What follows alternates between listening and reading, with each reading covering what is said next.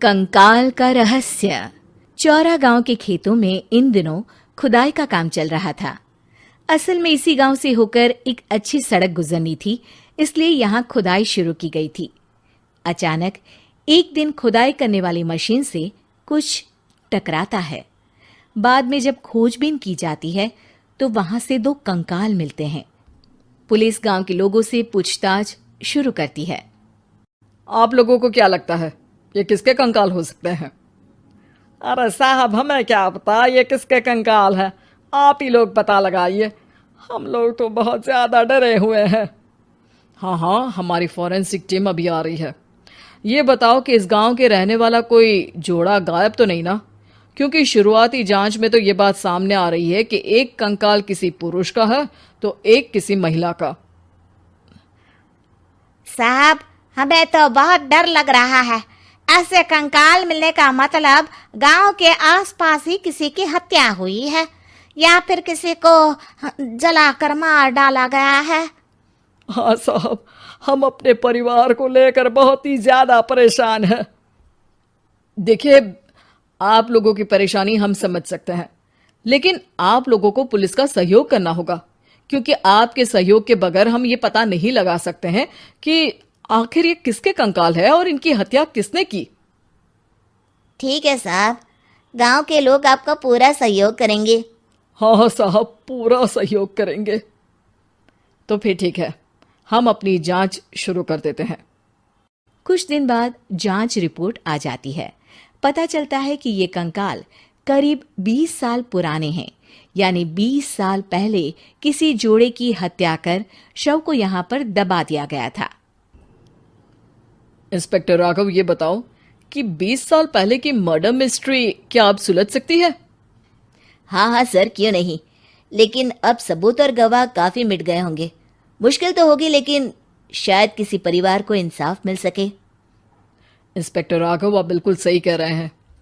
किसी परिवार को तो इंसाफ मिलेगा ही और किसी को उसके किए की सजा भी मिलेगी। जी सर, मैंने तो जांच शुरू भी कर दी है। 20 साल पहले इस गांव के 2 जोड़े अचानक कहीं गायब हो गए थे। मैंने दोनों ही परिवारों के बाकी के सदस्यों से बातचीत शुरू की तो उन्होंने बताया कि उनके बच्चे शहर गए थे, लेकिन आज तक वापस नहीं लौटे हैं। लेकिन ये दोनों शव किस परिवार के सदस्यों के हैं, ये कैसे पता चल सकेगा? सर, मैंने डीएनए टेस्ट करवा लिया है। आज शाम तक इसकी रिपोर्ट भी आ जाएगी। अच्छा, ठीक है। उसी शाम को सर, डीएनए रिपोर्ट के मुताबिक ये दोनों ही लाशें चौरा गांव के रहने वाले प्रधान सुल्तान सिंह के बेटे और बहू की है। लेकिन इनकी हत्याएं किसने की है, ये कैसे पता लगेगा? इसी का तो पता लगाने की कोशिश में जुटा हूं सर। आज सुल्तान सिंह से मिलने भी जा रहा हूं।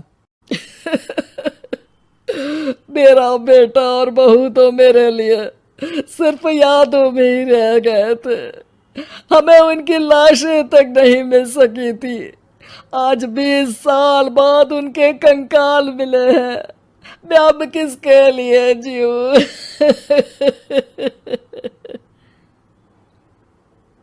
लेकिन सर, क्या आपकी किसी से कोई दुश्मनी थी? अपने बेटे बहू की हत्या के लिए आप किसे जिम्मेदार मान रहे हैं? अब मैं किसका नाम बोलूं? मेरी तो किसी से दुश्मनी नहीं थी, बस मेरे बेटे बहू को कोई वापस ला पाता।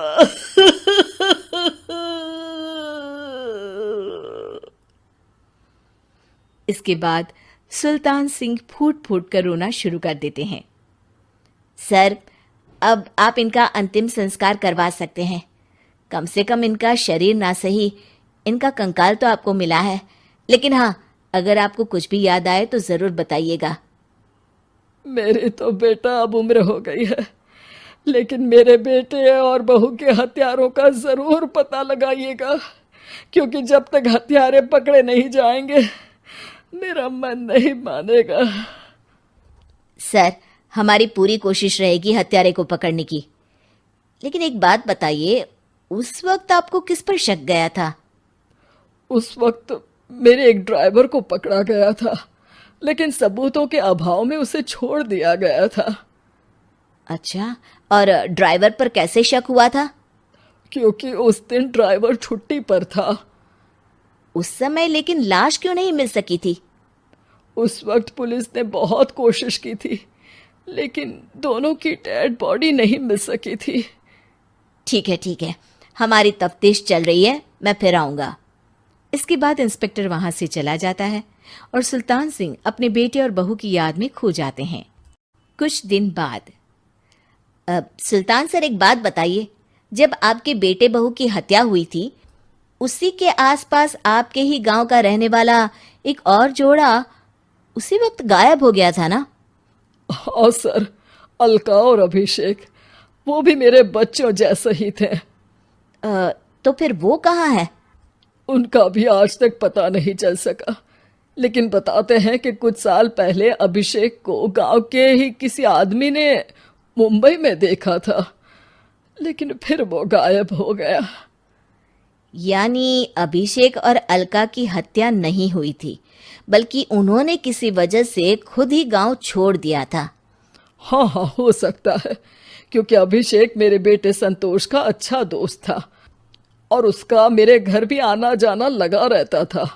हो सकता है कि उसने मेरे बेटे और बहू के बारे में सुन लिया हो और ये गांव छोड़ दिया हो सकता है।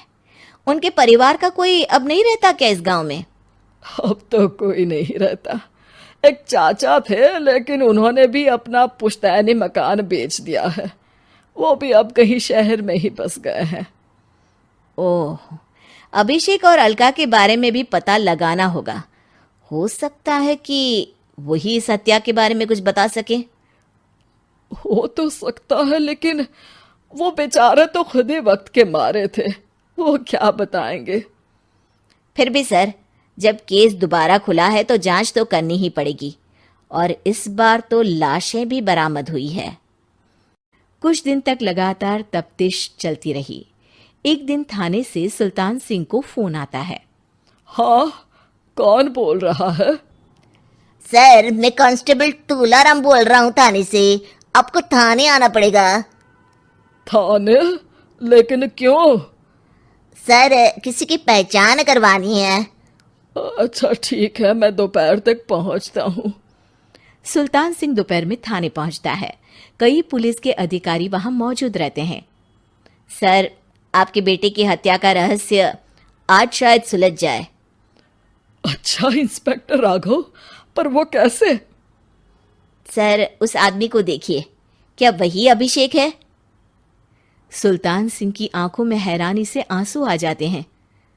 हाँ सर, यही अभिषेक है। ये आपको कहाँ से मिला? सिर्फ अभिषेक ही नहीं, बल्कि इसकी पत्नी अलका भी इसके साथ है। मैडम, जरा अभिषेक की पत्नी को लाइए। जैसे ही अलका को पेश किया जाता है, सुल्तान सिंह जमीन पर गिर जाते हैं। सुल्तान सर, क्या हुआ आपको? आप अलका को देखकर गिर क्यों गए? सुल्तान सिंह सर पकड़कर बैठ जाते हैं। ये अलका नहीं, बल्कि ये तो मेरी बहू रितु है। पूरा थाना एक दूसरे का मुंह देखने लगता है। क्या? इसके बाद हर किसी को दो कंकाल और हत्या का रहस्य समझ में आ गया। अभिषेक और रितु ने मिलकर संतोष और अलका की हत्या की थी और लाश को जमीन के नीचे दबा दिया था। आज 20 साल बाद इस हत्या का रहस्य खुल सका था कि अवैध प्रेम संबंध में दो मासूमों की जान गई थी।